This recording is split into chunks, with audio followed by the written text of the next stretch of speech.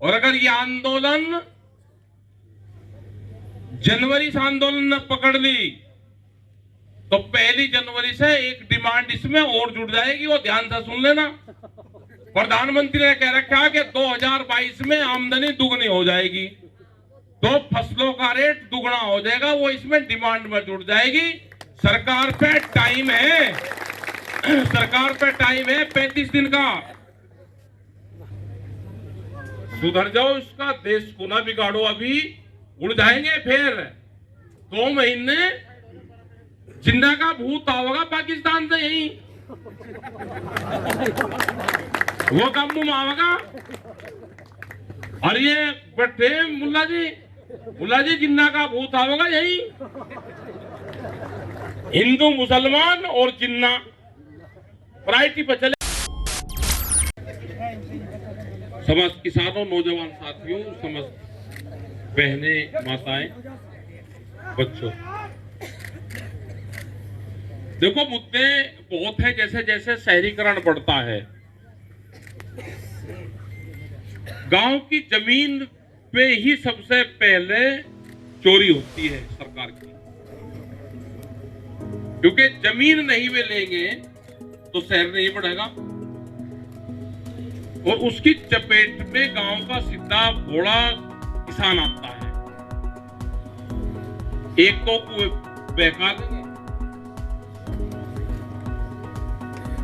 एक दो से करवा लेंगे। सबसे पहले तो जो प्रधान सरपंच रहता है उसका बड़ा टारगेट, यहाँ से आप इसके सामने से हटना पड़ेगा। यही हाल इन गांवों में हुआ। और यहाँ का किसान जैसे जैसे शहर बढ़ता है कुछ नहीं कर पाता, वो अपनी जमीन बचाने के लिए 2-2 पीढ़ी उसकी इसी में खत्म हो जाती है। ना उसका खेत का काम होता,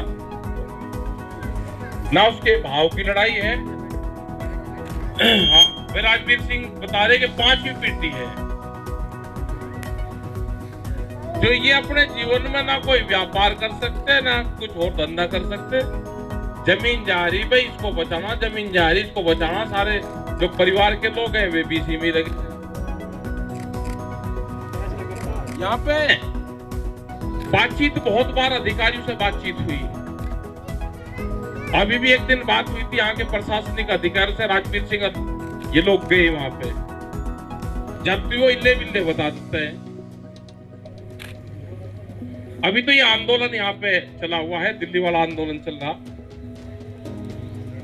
और आपने भी बहुत मूवमेंट यहाँ पे किए हैं। कई साल तक के आंदोलन आपने किए, और खास करके जो हमारी बहनें हैं इन्होंने बढ़ चढ़ के उस आंदोलन को चलाया है। ये सबको पता है, पूरे देश में पता कि कैसे इन्होंने अपने काम को इंजाम दिया और कैसे उनके काम रोके। और भी जितना कड़ा आंदोलन चलाना पड़ेगा, यही एक सबसे बड़ा हथियार होता है कि उनके काम मत होने दो। काम करने कौन आते हैं कि लोकल वाले को दे दो, उसको लिहाज शर्म में आदमी कर ले, ये इनका ही पड़ोस का ही है। वो उसका फायदा उठाता है कि लोकल होने का मतलब और जान पहचान का उसका वो फायदा उठाता है। तो उनसे भी है कि भाई लोकल के आदमी ना घुसे, और नहीं तो भाई जहाँ काम चल रहा अपना फिर वहां बैठना पड़ता है, अपना झोंपड़ी डाल दो वहां। और सरकारों से है कि बैठ के बातचीत करें। अधिकारी यहाँ पे होंगे, LIU के लोग यहाँ पे है, प्रेस के लोग यहाँ पे है, इनसे बातचीत के माध्यम से करें। नहीं तो अगर यही लगा दिया कि काम नहीं चलने देना, 23 साल तो हो गए मेरठ में, जो 25 साल हो गए गोपला में। अरे भाई यहाँ पे भी नहीं चलने, यहाँ पे भी देने के इन्होंने नहीं चलने दिया, आने वाले इनके जो बालक है ये नहीं चलने देने के। अपना रास्ता बैठा लो। जब दिल्ली को किसान चारों तरफ से घेर सकता है 1 साल तक, तो भाई कलेक्ट्रेट को घेरने में कोई दिक्कत नहीं है। भारतीय किसान यूनियन, भारतीय किसान यूनियन। और जिस दिन नारा ये लग गया कि अपना जिला अपना कलेक्ट्रेट, तो सारे किसान वहीं बैठ जाएंगे। हम भारत सरकार को भी कह रहे हैं कि जो ये मामले हैं, आपने जो 3 कानून थे वो भी आपने वापसी लेने की आपने बात करी, वहां के भी कुछ मामले हैं उसे भी बैठ कर समझा लो। एमएसपी एक बड़ा सवाल किसान का है सीधा, ये बहकाने का काम करते हैं सारे प्रेस के लोग भी, ये भी सब बहकाने का करे कि 3 कानून वापसी हो जाओ, घर वापसी हो जाओ। अरे वो तो जनता के थे 3 बिल, तो अनाज महंगा होता है वो तो जनता के थे, किसान का तो एमएसपी है, वो दे दो। और अगर ये आंदोलन जनवरी से आंदोलन ने पकड़ ली तो 1 जनवरी से एक डिमांड इसमें और जुड़ जाएगी, वो ध्यान से सुन लेना। प्रधानमंत्री ने कह रखा कि 2022 में आमदनी दुगनी हो जाएगी, तो फसलों का रेट दुगना हो जाएगा, वो इसमें डिमांड में जुड़ जाएगी। सरकार पे टाइम है, सरकार पे टाइम है 35 दिन का। 35 दिन में अभी एमएसपी मिनिमम सपोर्ट प्राइस को गारंटी कानून बना दो। जो 750 किसान शहीद हुए उन परिवारों की भी जिम्मेदारी भारत सरकार को लेनी पड़ेगी। उनका कंपनसेशन, जो मुकदमे दर्ज हुए, जो हजारों मुकदमे दर्ज कर रखे, हम यहां तारीख भुगतने आएंगे रोज।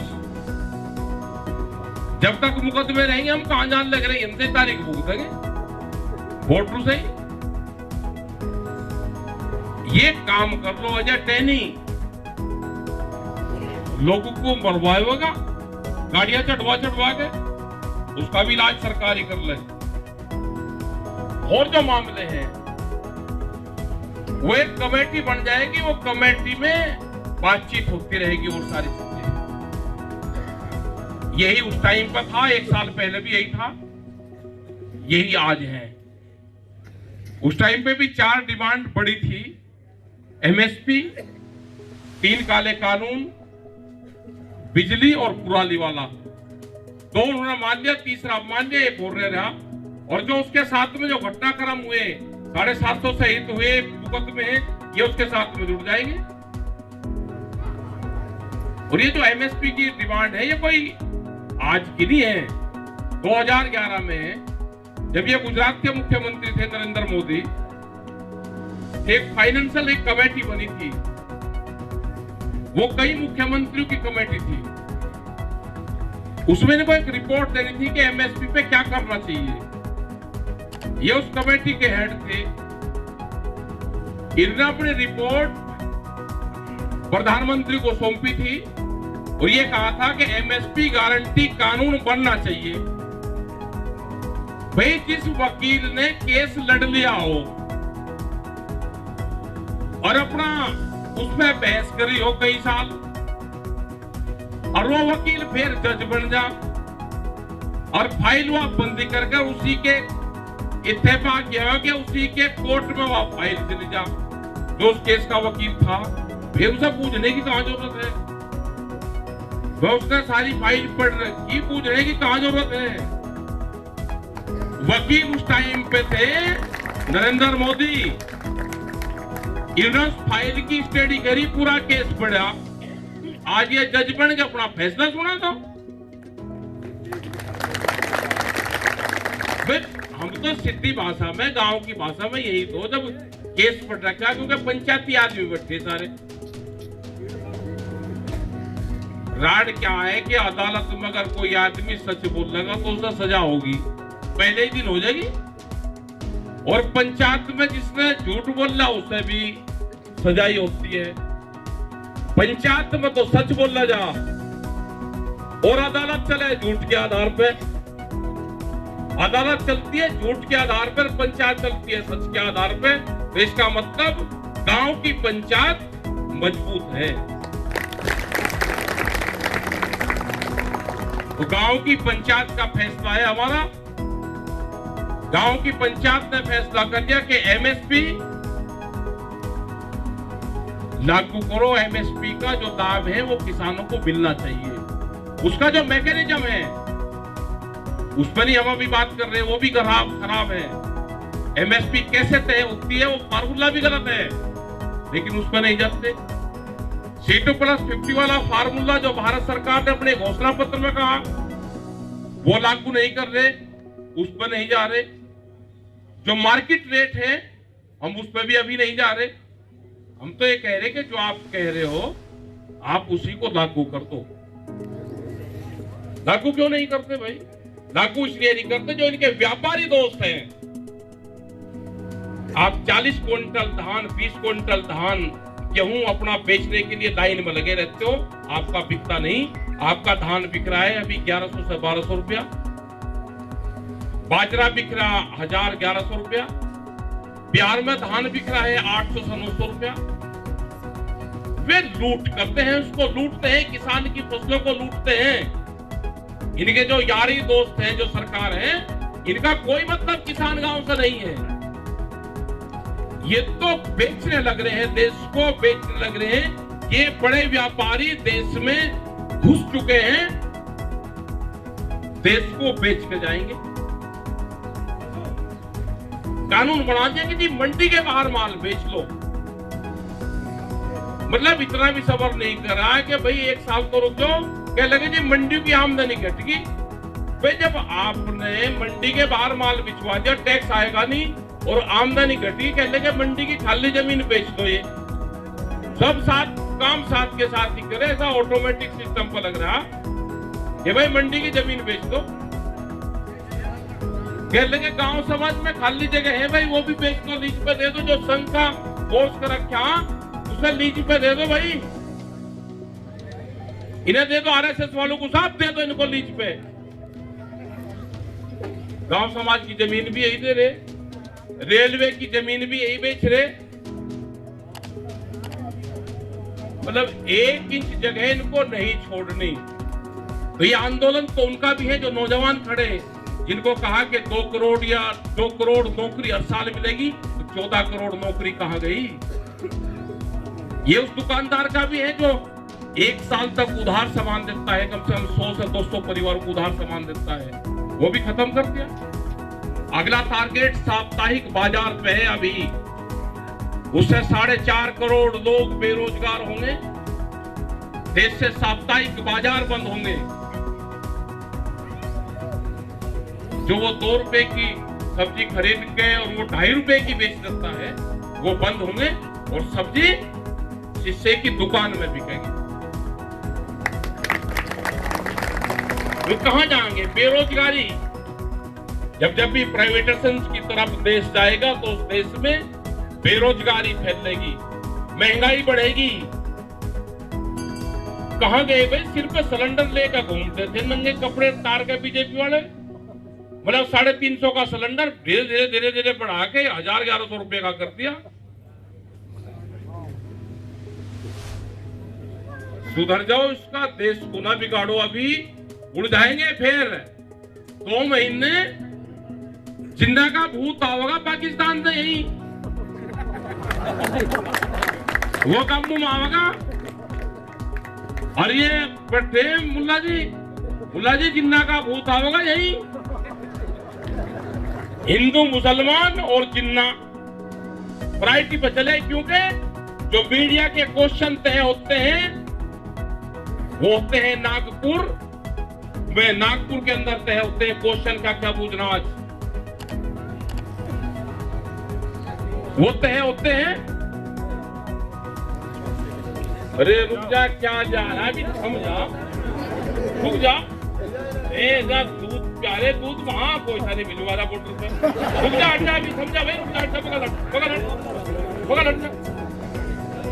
ये बॉर्डर पे भिजवाइए तो बॉर्डर पे भिजवाएंगे, कोई सा नहीं जा रहा।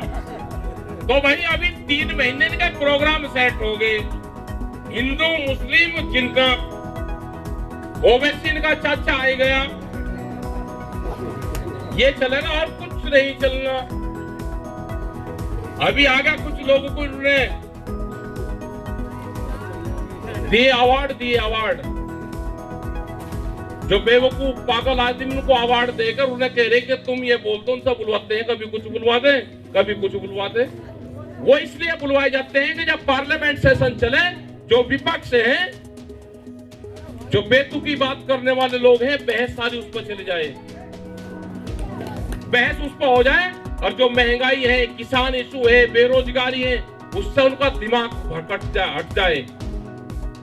ये सारा विपक्ष को हम कहते हैं कि 29 तारीख से शुरू हो पार्लियामेंट सेशन में जिसने भी बेहुदे बयान दिए हैं उस पर बहस करने की जरूरत नहीं है। पागल आदमी के साथ में अगर बात करेगा तो वो भी आधा पागल होता है। कोई बहस करने की जरूरत नहीं है।